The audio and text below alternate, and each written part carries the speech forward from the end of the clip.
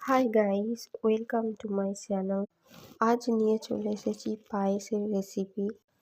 উপাদান কি কি লাগবে তোমরা দেখতেই পাচ্ছ। হাঁড়িতে দিয়ে দিয়ে ঘি, তেজপাতা, গরম মশলা, তার উপর ঢেলে দিচ্ছি দুধ। দুধটা ভালো করে গরম করতে হবে।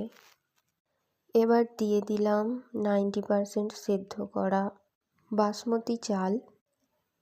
চালটা আমি ভিজিয়ে রেখে দিয়েছিলাম এবং তারপরে 90% সেদ্ধ করে নিয়েছি।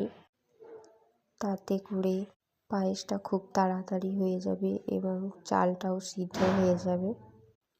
এখানে আমি 1.5 কিলো বাসমতি চাল নিয়েছি এবং 2 লিটার থেকে 2.5 লিটারের মধ্যে দুধ নিয়েছি এবং দিয়ে দিলাম নারকেল কুড়া।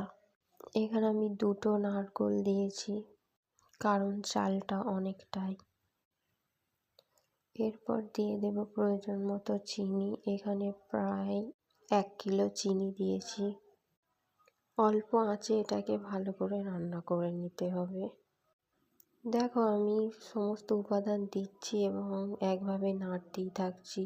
এবার আমি আলাদা করে ভেজে নেব ঘিয়ের ওপর কাঠবাদাম, কিশমিশ এবং কাজু বাদাম, যেটাকে আমি কুচিয়ে নিয়েছি। এরপর ভাজা হয়ে গেলে এর সাথে মিক্স করে দেব। মিষ্টিটা অবশ্যই আপনাদের স্বাদ মতো দেবেন এবং এখানে যদি দুধ লাগে আরও দুধ দিতে পারেন, তবে আমি খুব একটা ঝোল করব না, মাখা মাখা করব। তারপর একদম শেষে দিয়ে দিচ্ছি এলাচ গুঁড়ো।